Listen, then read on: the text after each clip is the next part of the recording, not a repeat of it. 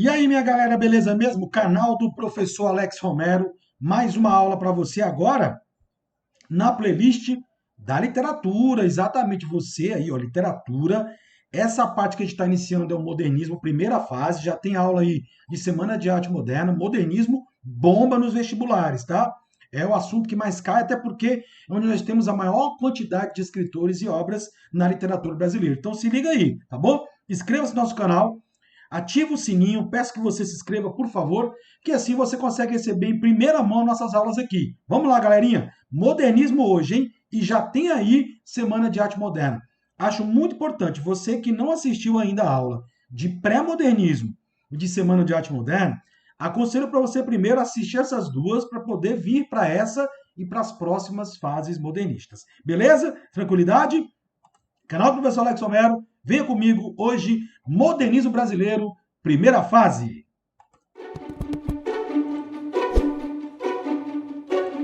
Beleza, galerinha, olha só.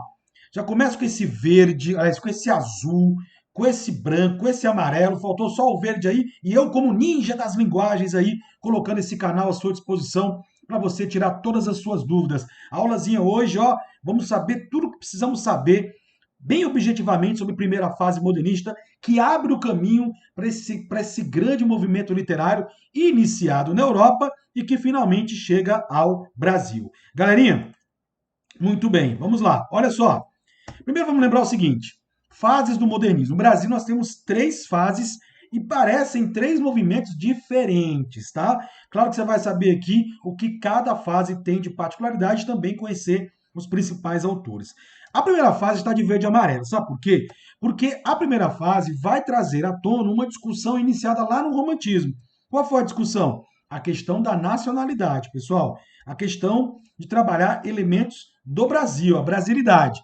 Só que lá no romantismo, naquele momento de pós-independência, isso foi trabalhado em forma de natureza e índio, de forma idealizada, né, de forma ufanista. Aqui você vai ter um caráter mais crítico, beleza? A primeira fase também era considerada muito radical, muito anárquica, porque ela recebeu diretamente influência das vanguardas europeias. E aí você sabe muito bem, no nosso canal tem uma playlist chamada Hora da Questão, onde nós estamos comentando toda a história da arte e tem lá as aulas de vanguardas. Por quê? Duas vanguardas, gente, duas vanguardas serão decisivas para influenciar a primeira fase modernista. São elas o futurismo e o dadaísmo. Então, nossos dois grandes poetas, os líderes aí da Semana de Arte Moderna, Oswaldo de Andrade e Mário de Andrade, foram bastante influenciados pelo futurismo e pelo dadaísmo, que eram das vanguardas as mais anárquicas, as que propunham destruir o passado e criar uma arte moderna completamente nova. Tá esse caráter de rompimento, tá? No caso da literatura, qual é a grande assim, o grande, o que eles querem acabar no Brasil? Essa influência que até então existia da poesia formal, parnasiana, exata, tá? Então o parnasianismo é muita forma, muita mitologia, muita história e fugia de total temática envolvendo cotidiano e realidade. E aí já vai ser uma característica, duas aqui citando para você, que serão comuns aos três movimentos, às três fases modernistas, o cotidiano e a temática social, tá? Então a primeira fase tem esse caráter mais radical, você já vai entender comigo o porquê disso. A segunda fase, nossas próximas aulas, tira esse viés mais anarco, mais destruidor, mais radical, uma poesia mais universal, uma poesia mais voltada para o ser humano. Era uma época de você discutir o papel da humanidade, esse contexto 3045 era um contexto complicado, crise da Bolsa de Valores, tem nazifascismo, Segunda Guerra Mundial no Brasil, a Era Vargas. Então, a galera deixou essa coisa de nacionalismo de lado para trabalhar mais temáticas humanas universais. E aí traz a espiritualidade do simbolismo na poesia, veremos isso em Cecília, Jorge de Lima, Mário Quintana, e na prosa, uma abordagem muito mais social, mais engajada, com os chamados romances nordestinos. Aí você vai ter Graciliano Ramos com Vidas Secas, Raquel de Queiroz com 15, a Bahia, regional e universal ao mesmo tempo com Jorge Amado, a questão da crise dos engenhos açucareiros na Paraíba com José Lins do Rego e José Américo de Almeida, então uma coisa mais nordeste e mais regional. E a terceira fase, a mais abrangente, que ela está aí a data de indefinição, porque até os dias de hoje nós vivemos o modernismo da terceira fase, também chamado pós-modernismo, é uma gama de possibilidades, tá? Então, se a primeira fase ela tem um viés mais nacionalismo crítico e de destruidor em relação ao passado, e a segunda com uma amplitude maior na temática, a terceira, gente, além dessa amplitude maior na temática, vai trabalhar o cotidiano, o social, mas vai buscar muitas inovações, tanto na poesia como na prosa. E aí já entram recursos, por exemplo, envolvendo as tecnologias. Você vai ter a cyberpoesia. Então é bastante abrangente a terceira fase. Eu diria aqui, para vocês terem uma atenção especial com os, entre aspas, né, os grandes nomes, os clássicos da terceira fase. João Cabral de Melo Neto na poesia, Guimarães Rosa e Clarice Lispector na prosa. Mas tem muito autor novo que está sendo cobrado nos vestibulares, numa leitura mais analítica, numa leitura mais poetizada com inovações. É o caso de concretistas, tropicalistas e também a galera da poesia marginal. Mas fique ligado no nosso canal que vai ter aula para você aí, beleza? Galerinha, contexto histórico social. Ele é muito importante para que você compreenda aí o viés modernista. Na Europa, está rolando ali o auge da Bela Época, que é o contexto do modernismo europeu, com as vanguardas europeias, que vão chegar ao Brasil.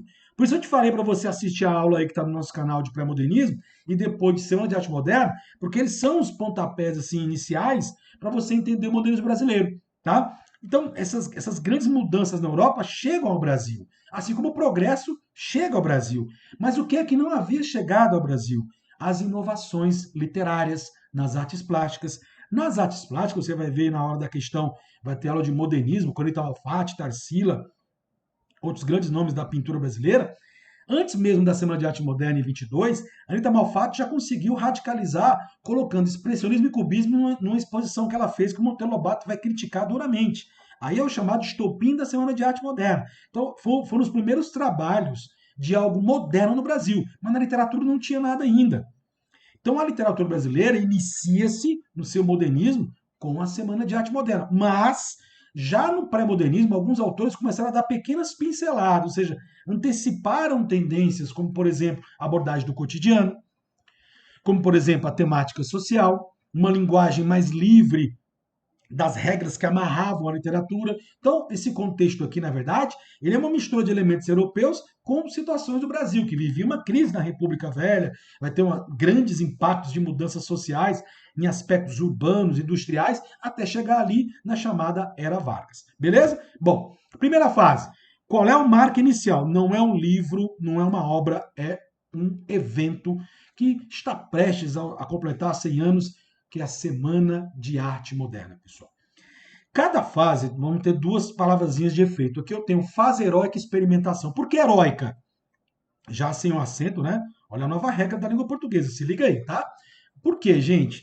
Porque conseguiu enfrentar na literatura a Academia Brasileira de Letras, liderada, dominada completamente pelos parnasianos. Heróica porque vai trazer mudanças que ninguém queria. Todo mundo sabia que existia modernismo, mas ninguém tinha coragem de chegar e implantar o modernismo. Então a primeira fase que ocorreu a semana é o fato que inicia a primeira fase, que dura até mais ou menos 28/30, é uma fase de muitas experimentações, de muitas características inovadoras e difíceis de serem assimiladas no primeiro momento. Por isso que a galera da segunda e terceira fase vai pegar a coisa mais mole, digamos assim, tá? Bom, primeiro, Teatro Municipal de São Paulo, foram 3 dias muito importantes. Aí você depois assista a aula aí de Semana de Arte Moderna. Vou deixar aqui em cima para você clicar, tá bom? Ficar à disposição para você assistir, beleza? Era apresentar novas concepções de arte, trazer as vanguardas europeias para dentro da arte brasileira como um todo, na escultura, na literatura, na arquitetura, nas artes plásticas, tá bom? Na música com Vila Lobos e fazer novas pesquisas. O que seriam pesquisas estéticas e nacionais? Novas possibilidades de arte, né? Que não aquelas amarradas ao contexto parnasiano e ao contexto simbolista, beleza? Bom, primeira fase, heróica experimento. Quais são as características principais para a gente ser bem sintético aqui e você ficar comigo até o final da aula? Não deixar de se inscrever, colocar o seu comentário, dá uma curtida para nós aí, ativa o sininho e faça perguntas se você tiver, beleza? Já tem questão aqui para comentar contigo nessa aula também. Galerinha, caráter anárquico, heróico, destruidor. Quando você for responder questões de primeira fase, quando aparecer esse radicalismo, tá? Porque podem comparar a primeira com a segunda e terceira, a primeira fase teve esse caráter mais radical exatamente para poder romper. Por isso o heroísmo, em experimentar novas possibilidades de arte, no caso da literatura, total liberdade de expressão. Não a gente fala liberdade de expressão, pessoal, é em termos de temática.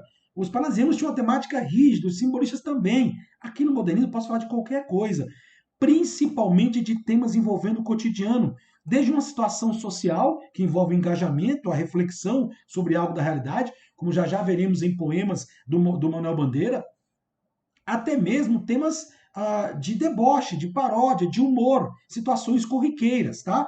Essa liberdade também, ela traz consigo uma linguagem inovadora. Eu não tenho que fazer a norma culta, porque você vai ter a linguagem coloquial. Aí tem uma palavrinha muito comum em provas, prosaico. O que é ser prosaico? É ser coloquial. É escrever como você fala. Isso não era permitido na poesia. Havia regras, tem que ser regras rígidas até mesmo no comportamento da língua. Vamos abolir essas regras, vamos abolir a gramática da poesia. Liberdade total. A chamada liberdade poética também faz parte desse contexto. Não quero mais versos com rimas, tá aí a expressão versos brancos. Não quero mais versos metrificados, tá aí a expressão versos livres. E esse nacionalismo que vai ter aqui, muitos movimentos falando em verde e amarelo, em buscar uma arte brasileira, em adaptar as vanguardas europeias que chegavam a uma realidade brasileira, é o nacionalismo dessa vez, um repensar a cultura brasileira, a miscigenação cultural brasileira, num viés crítico e não ufanista idealizado como fizeram os românticos. E aliás, tem muita paródia do romântico. Você vai pegar Macunaíma, romance indicado para alguns vestibulares, você tem, por exemplo, claramente uma paródia em relação ao romance Iracema e ao romance Guarani, do Alencar, que no contexto romântico era um nacionalismo ufanista, idealizado como o índio, como o grande herói brasileiro. Quais são os destaques da primeira fase? 3 nomes, tá? Na literatura. Depois você vai assistir aí na playlist Hora da Questão e vai ver que o moderno brasileiro nas artes plásticas, os destaques serão outros. Anita Malfatti, Portinari, de Cavalcante, Tarsila e por aí vai, tá? Na literatura, Oswald de Andrade, Mário de Andrade e Manuel Bandeira. Vamos conhecer um pouquinho de cada um? Oswald de Andrade. Esse poema é um poema que a gente chama de poema-chave para você entender o modernismo primeira fase. Primeiro, observe que não há uma pontuação sequer. Observou? Observe que o título começa com minúsculo, pronominais. Qual vai ser a discussão desse texto? A linguagem modernista brasileira. Olha como ele é carregado de ironia e de crítica àqueles que só sabem fazer a norma culta e que desrespeitam o falar do cotidiano. Dê-me um cigarro, diz a gramática do professor e do aluno e do mulato sabido. Mas o bom negro e o bom branco da nação brasileira diz todos os dias: deixa disso, camarada, me dá um cigarro. Olha como começa o poema e olha como termina o poema. Começa de forma formal, mas esse formalismo ele é limitado a um grupo, porque a grande nação no seu cotidiano fala dessa forma. Me dá, me dê, me dá, me dê. É a linguagem coloquial. O tema desse poema é a linguagem coloquial. No outro viés crítico, Oswald de Andrade, um dos mais irônicos e mais ativos participantes da semana, ele vai fazer uma crítica à própria construção de descobrimento do Brasil nesse poema chamado Erro de Português. Olha a ambiguidade nesse título. Erro de português, do português descobrir o Brasil, ou erro de português em termos de língua? Olha a ambiguidade proposital. Quando o português chegou debaixo de uma bruta chuva, vestiu o índio. Olha quanta semântica, e aliás, falando em semântica, né? Temos aqui no canal a playlist de interpretação de texto para você estudar aí a parte de semântica 1, semântica 2, entender polissemia, entender homônimos, parônimos, entender ambiguidade, tá bom? Entender duplo sentido, são coisas que os vestibulares cobram muito. Olha o caráter polissêmico da palavra vestiu. Será que é vestir roupa nos índios? Eles também vestiram. Ou é vestir o índio de língua portuguesa, vestir o índio de fé católica, vestir o índio de leis trazidas pelo homem branco? Olha a polissemia como é proposital. Que pena! Fosse uma manhã de sol, o índio tinha despido o português. E se o português, em vez de vestir o índio, tivesse ficado nu? Eles que teriam se adaptado à cultura tupiniquim e não os índios à cultura branca. Olha o questionamento do descobrimento brasileiro e um viés mais crítico sobre esse nacionalismo da gente. Partindo para frente, tem esse poema que é uma releitura paródia, porque modifica o original para fazer humor ou crítica, da Carta do Caminha. As Meninas da Gare. Vamos ver uma questão que o Enem cobrou sobre esse poema, tá?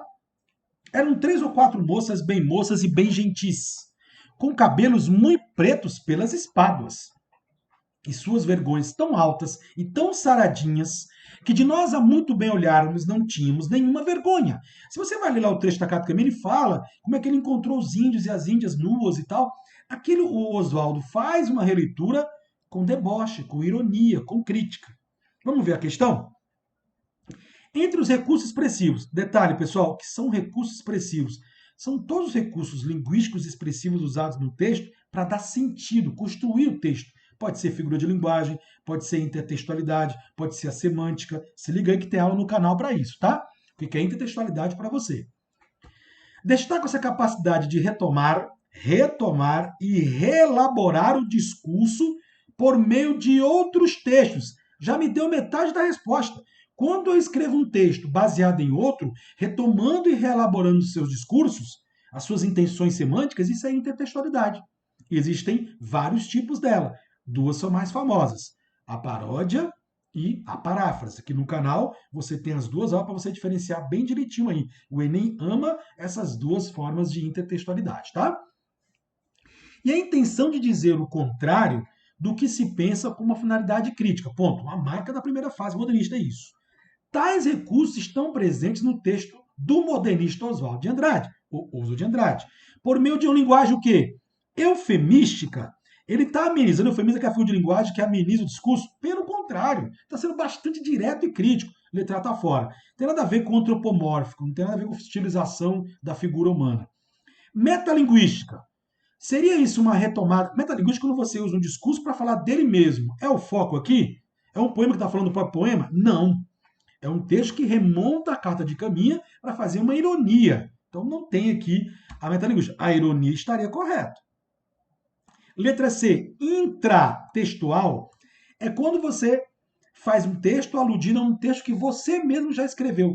As Meninas da Gare é um texto do Oswaldo em que ele usa como base a Carta do Caminha. Então não é um texto dele mesmo. Por isso não é intratextual. Tá? E não tem essa coisa de antítese, não. Letra D, intertextual, concordo, porque remete a um texto escrito antes, tá? É o discurso reelaborado. Mas não tem metalinguística. Temos a letra E como resposta. É intertextual e também irônico. Beleza? Vamos para outro artista?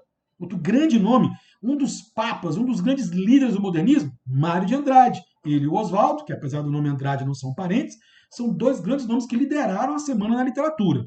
Ele, ao contrário do Oswaldo, ele não vai ser tão debochativo e irônico. Prega uma poesia mais social, introspectiva, mais para dentro, tem muita metalinguagem em seus textos e tem um romance que marcou época, o Macunaíma, indicado aí para alguns vestibulares, tá? O Macunaíma, gente, é um livro interessantíssimo. Primeiro, ele é uma paródia de dois livros indianistas em especial, o Iracema e o Guarani do Alencar, onde lá eles são heróis, os índios são puros, maravilhosos. O Macunaíma é o herói sem nenhum caráter, é um moleque. É um romance pícaro, de deboche, de ironia. Rapsódia, porque ele, Mário, viajou para a região amazônica. O Mário viajou pelo Brasil e recolheu histórias que ele ouviu. Rapsódia é você ter um conjunto de histórias oriundas de um certo povo, de uma certa cultura, no caso, bem popular aqui. Então ele vai contar a história do Macunaíma, vai parar em São Paulo, o Macunaíma. Então, ao mesmo tempo que tem uma crítica à linguagem romântica, tem uma crítica metalinguística sobre como deve ser a linguagem do modernismo, tem uma crítica em relação ao nacionalismo ufanista dos românticos, e é um romance que tem um certo humor, ele é bem interessante mesmo, tá? Outro romance dele, mais um viés mais metalinguístico psicológico, é o Amar, o Verbo Intransitivo, e aí vem dois livros de poesia interessantes. Eu mantive o acento de Paulicé, e sabe muito bem que as palavras terminadas em eia não tem mais o acento, né? Ideia, centopeia, mas Paulicé é o nome de um livro, nós mantivemos. São dois livros que ele trabalha tema social, mas é muito voltado para São Paulo. Então ele tem um pouco de temáticas e cotidiano voltado para a realidade de São Paulo, que ele era um apaixonado por São Paulo aqui, tá? Trouxe um trecho do Macunaíma que é interessante. Se você pegar logo na abertura de Iracema, você vai ver que o nascimento de Iracema é um negócio espetacular. Ela é linda e maravilhosa, super idealizada. Mas olha só o Macunaíma, gente. No fundo do mato virgem nasceu Macunaíma, herói de nossa gente. Era um preto retinto e filho do medo da noite. Houve um momento em que o silêncio foi tão grande, escutando o murmurejo da Uracuera, que é um pássaro, que a Índia Tapaiumas pariu uma criança feia. essa criança feia é a Macunaíma. Ou seja, nada romântico, não é bonito, não é maravilhosa, não é linda como a Iracema, não é perfeito como o Peri lá do Guarani, é feio. E preguiçoso. Olha a linguagem coloquial, se. Você fala se, mas pronuncia SE, né? Escreve SE, que é condicional, né? Se. Aquele fala, ele escreve como se fala. Se o incitavam a falar, ele dizia: ai, ai, que preguiça! E não dizia mais nada. Vivia na malandragem, no divertimento. A ideia do Macunaíma é ser o perfil do brasileiro. Por isso que a gente chama aqui, tá? Herói sem nenhum caráter. Por isso que se fala que ele é, digamos assim, neto do Leonardinho, lá do Memórias de um Sargento de Milícias, que lá no Romance Urbano faz uma sátira, né? Daquele herói que o anti-herói que se dá bem em tudo. É o caso do Macunaíma, que no final, obviamente, é muito interessante o livro. Ele faz um passeio pela miscigenação cultural brasileira. O Macunaíma ele é índio, mas ele é negro. E no final ele torna-se branco dos olhos azuis. Quem imagina um negócio desse? É a metáfora do livro passeando pela questão da miscigenação cultural brasileira. E chegamos a Manuel Bandeira, que é um poeta que está enquadrado na primeira fase, mas ele tem características bastante gerais. Ele começou sendo um parnasiano, depois virou um simbolista e vai trabalhar a temática social como ninguém no modernismo. Mas a sua grande característica dos seus textos é falar de si mesmo. Ele teve uma doença, que é a tuberculose, que ia e voltava, literalmente não havia cura ainda.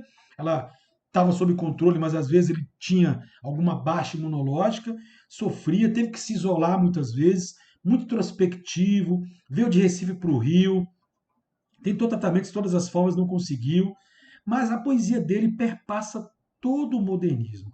Alguns poemas são bastante conhecidos, alguns textos a gente vai ler aqui, porque Manuel Bandeira é um dos autores, assim como Oswald de Andrade, que mais caem aí no modernismo nas questões de vestibulares, tá? Bom, eu separei aqui alguns temas e textos muito conhecidos. O tema da morte. Ele conviveu com a morte, ele tinha crises terríveis, foi dado aí como morto aos 17 anos. Conseguiu e vai morrer muito tempo depois, com mais de 80 anos. Por isso que a gente fala que ele perpassou as três fases modernistas brasileiras, tá? Quero destacar aqui o texto Profundamente, que é um poema interessante, e o Manuel Bandeira traz para o modernismo, no livro Libertinagem, principalmente, toda a essência modernista de versos livres, de trabalhar a linguagem coloquial, tá? De liberdade total para trabalhar os temas. Só lembrar, vou-me embora para Passarda, lá sou amigo do rei, né? É fazer, criar um mundo imaginário, tá? Tema da infância, que ele era feliz, não tinha doença, ele remonta muito à infância dele em Recife, aí também tem temas culturais ligados a Recife, né?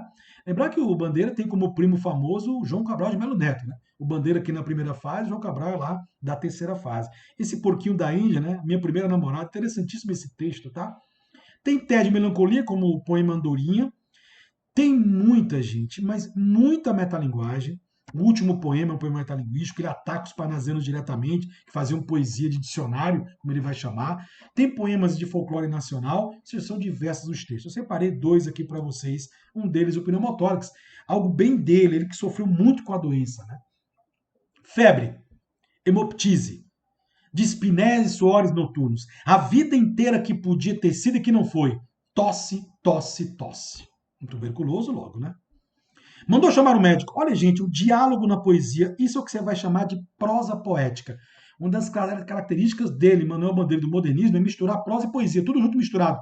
Isso jamais seria admissível numa poesia formal e clássica como a dos parnasianos. Diga 33. 33, 33, 33. Respire. Veja que ele colocou esse pontilhado aqui para simular a respiração. Então o médico disse: o senhor tem uma escavação no pulmão esquerdo e o pulmão direito infiltrado. Olha, tá terrível. Então, doutor, não é possível tentar o pneumotórax? Não. A única coisa a fazer é tocar um tango argentino. Você entendeu esse final? É uma ironia com eufemismo. Não há o que fazer, ele vai morrer. Então o texto traz toda a subjetividade, o problema do isolamento, da solidão do Bandeira, que não casou, não teve filhos. Só no mundo imaginário, lá em Passágada, onde tem prostitutas bonitas para a gente namorar, vamos embora para Passágada, lá é o meu lugar. Mas no mundo real dele, sofrimento, dor e agonia. Poema tirado no... Esse é um exemplar de texto dos mais belos do modernismo brasileiro, de prosa poética e de temática do cotidiano. Esse poema resume todo o modernismo, que tem linguagem simples, liberdade de expressão, temática do cotidiano e o viés social. Parece que nós estamos lendo uma notícia de jornal. João Gostoso era carregador de feira livre e morava no Morro da Babilônia, no barracão sem número. Olha o anonimato social. Morro. Uma noite ele chegou no bar 20 de novembro. Sabe o que significa 20 de novembro para consciência negra? João Gostoso seria um negro? Olha as hipóteses. Bebeu, cantou, dançou. Depois se atirou no Lagoa Rodrigo de Freitas e morreu afogado. Lugar da elite carioca até hoje. Como alguém do morro vai morrer lá na hora do... e vira notícia de jornal? Exatamente porque morreu no espaço da elite. O viés social. João Gostoso, nem nome tem, é um apelido. É um carregador de feira livre, trabalho informal, mora no morro, mora na favela. Olha a violência social, olha o abandono do Estado, olha a questão da ironia. Por isso ele virou notícia de jornal. Vamos analisar uma questão? Questão nossa aí. Alex Romero Lima elabora muitas questões. Aliás, se você quiser ter contato, nós temos um e-book com 100 questões comentadas para você. Basta ter contato comigo pelo Instagram, Alex Romero Lima, ou pelo Facebook. R$ 9,90 você recebe um e-book com 100 questões comentadas, de tudo, literatura, artes, interpretação de texto e gramática, tá bom? Basta se inscrever no canal, que para vocês sai R$ 9,90. Mano da Bandeira. Isso aqui é uma habilidade do Enem, eu gosto de colocar, principalmente você que vai fazer o Enem. A habilidade 16 na literatura é aquela em que o aluno terá que ler e entender a característica do movimento, o qual faz parte o texto e o autor. Bandeira, modernismo, primeira fase. Poemas líricos, poetas líricos. Qual a temática modernista está presente nesse poema? Prosa lírica com elementos autobiográficos? Olha, a letra A está correta para a obra do Manuel Bandeira como um todo. Ele adora trabalhar poemas como pneumotórax, é da vida dele. Ele que tinha doença. Mas nesse caso, não. Aquela alternativa que está certa, mas não serve, porque nesse poema não há elementos autobiográficos. Ele não é o João Gostoso, ele não mora no Morro da Babilônia, ele não morreu afogado. B. Prosa poética. Ao abordar um fato do cotidiano, o fato corriqueiro, que sai em jornais, letra B de bola, a nossa resposta correta. Letra C está errado, não tem essa crítica ao simbolismo nesse poema.